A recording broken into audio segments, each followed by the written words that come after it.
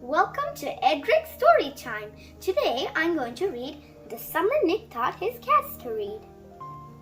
Let's begin. The Summer Nick Taught His Cats to Read by Curtis Manley and illustrated by Kate Barub.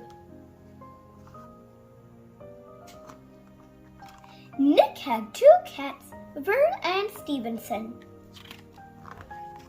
They spent summers doing everything together. But when Nick sat down with a book, the cats had their own ideas. So Nick decided to teach them to read. He started with easy words. Ball, said Nick.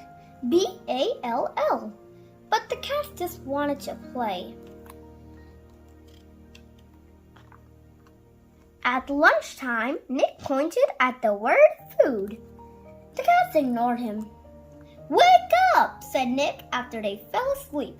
This is no time for a nap. His cats did not like that at all. So Nick made new flashcards and Vern got interested, but not Stevenson. Stevenson just said, "Merp," and crawled under the bed. Nick tried nursery rhymes next.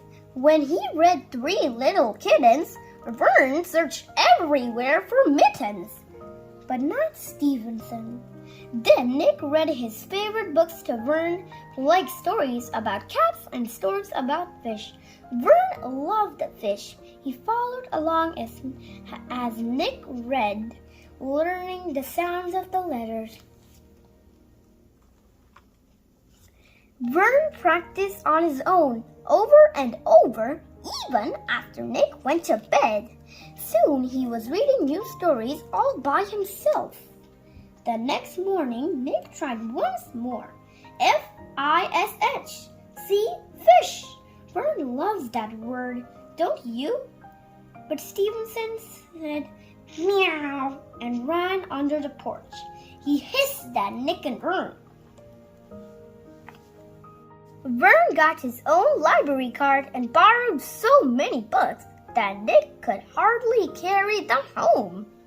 When they discovered a story they both liked, they acted out their favorite scenes. They dug up fish fossils in the flower bed. They bounced across the surface of the moon. It was fun, but it would have been more fun with Stevenson. Then Vern discovered a treasure under the bed, a great stack of Stevenson's pirate drawings. Wow, Nick whispered. Stevenson drew a story. We should write the words, said Nick. Vern helped. When they were done, they squeezed under the porch, gave Stevenson an eye patch, and read the tale of One-Eyed Stevenson and the Pirate Gold. Stevenson listened and followed along. He didn't run away or hiss, not even once. So Nick and Vern took him to the library to find more books. The next morning, when Nick woke up, Stevenson already had his whiskers in a book. When Vern and Nick needed help fighting pirates, Stevenson found a sword too. Welcome aboard, matey, Nick yelled. Step lively. Nick and Vern rounded up 2 scurvy mutineers, and Stevenson held them at bay. Then Nick and Vern climbed the mast and looked out over Treasure Island. When Nick yelled, "Land ho!" Stevenson was right there with them. They all hurried down and waded ashore, and it was Stevenson who found the buried treasure.